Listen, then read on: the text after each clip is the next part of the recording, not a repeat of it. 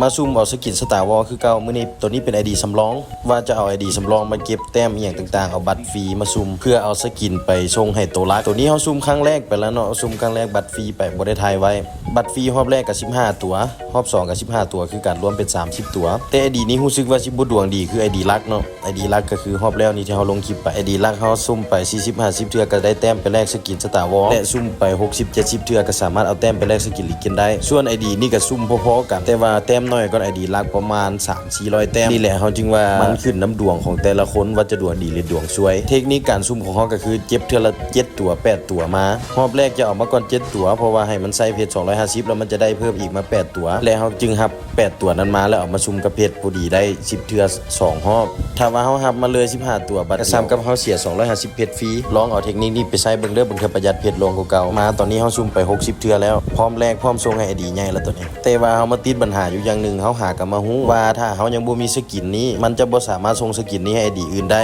ซ้ำกับเฮาเสียเงินทิ่มไปละ1ล้านปลายหรือว่าประมาณ 2,600 เพชรเพราะว่าเฮาซุ่มไปครั้งแรก700เพชรแล้วก็950เพชรอีก2เทื่อก็ได้บัตรฟรีอีก15ตัว2รอบก็เป็น30รวมกันเป็น60พอดีตัวนี้เป็น ID สำรองเฮาลิ้นมาหลายปีเติบมีสกินตั้งแต่ AS1 คันมันเป็นแบบนี้คือสิได้โพสต์ขายออกเพราะว่าบ่ค่อยมีเวลาลิ้น ID สำรองที่จริงเฮามี3 ID มีสำรองอีกตัวนึงเดี๋ยวเฮามื้ออื่นเฮาจะซุ่มและโพสต์ลงให้เบิ่งทับอีทเฮาวางแผนว่าจะเอา3 ID ที่ซุ่มอันละสกินเพื่อเอาไปส่งให้ ID ลักให้มันเป็น3ตัวให้มันพอดีครบ4ตัวเพราะว่า ID ลักเฮาให้ไปซื้อสกินให้เขาส่งให้1ตัวแล้วเด้ผิดแผนไปหมดเลยเนาะเฮาบ่ฮู้ว่ามันจะเป็นแบบนี้บ่ได้ศึกษาข้อมูลมาก่อนว่ามันบ่มีสกินแล้วมันบ่สามารถส่งได้